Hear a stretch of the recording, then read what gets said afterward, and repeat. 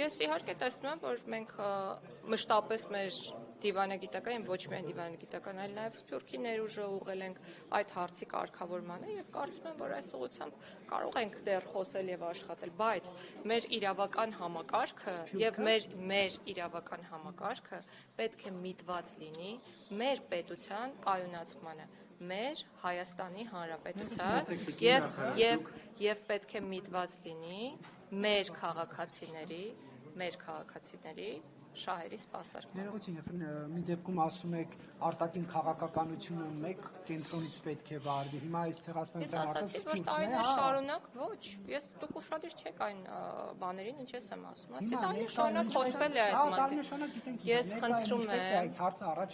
Ես խնդրում եմ արտաքին քաղաքականությանը վերաբերող հարցերը ուղղել ոլորտի պատասխանատուներին եւ ոչ թե արդարադատության նախարար, տեսեք, քաղաքացիական պայմանագիրը ցանկացած հարց նմանատիպ, որը հանրության մոտ հարցեր առաջացնում խնդրառույց է, հողում է անում, ասում է ժողովուրդը մեծ մանդատ է տվել, բայց 2021 թվականին, երբ որ քաղաքացիական պայմանագիրը իրականացել է քարոզարշավ եւ ժողովրդից քվե է խնդրել, այնտեղ չի եղել որևիցե կետ, որ պետք է սահմանադրությունը փոխվի, որ այնտեղ սահմանադրության մեջ արկա իրավական ակտերը Իհարկե եղել է, բացեք նայեք, կներեք կրկին ընդհատեցի, ոչ, սահմանադրական փոփոխությունների մասին չէ, այնտեղ գրած է սահմանադրական բարեփոխումներ, նախ խնդրում եմ բացեք կարդացեք կամ նոր սահմանադրական եւ դա կարող է ենթադրել նոր սահմանադրական Եթե դեմ եք կգնաք դեմ կքվեարկեք, սիրելիս, ինչի մասին է խոսքը, դե վերջ, մեր խնդիրը, տեսեք,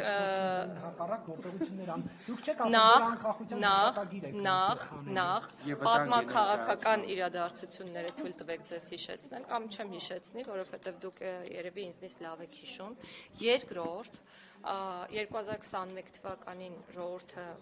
այո մանդատ է տվել այս իշխանությանը եւ արչեվում հիմա դուք ինձ անդադար ընդհատում եք եւ արչեվում ազատ ու արդար ընտրություններ են եւ քաղաքացիները ազատ են որոշելու այդ մանդատը կրկին տրամադրել կամ չտրամադրել կառավարությանը իշխող կառավարությունը հիշեցնելով ընդհատում են ձեզ չեմ ներում Տիկին նախարար եւ առանձնանանք ուրախ ավտոբուսի շրջագայություններին, որոնք ամեն կիրակի արդեն տեղ են ունենում, ինչ նպատակ է հետապնդում սա, ինչու է ներկուսակցական քարոզարշավի անվան տակ իրականացվում քարոզարշավ, մեկ պետական միջոցների վատնում է այնուամենայնիվ տեղի ունենում եւ ինչ ով է ասել, որ պետական միջոցների վատնում է տեղի ունենում, ունեք նման տվյալ, խնդրում եմ հաղորդումներ կայացրեք հանցագործության մասին, մեկ, երկրորդ Ինչ է դա նշանակում, ձևաչափը ֆորմատը հստակ ներկայացված է եւ հնարավորինս թափանցիկ տարբերակով ներկուսակցական քարոզարշավի մասին է խոսքը, որի շրջանակներում եւ միշտ պաշտոնատար անձինք ազատ են շփվել մեր սիրելի քաղաքացիների հետ այդ կանը։ Վերջին հարցը, որովհետեւ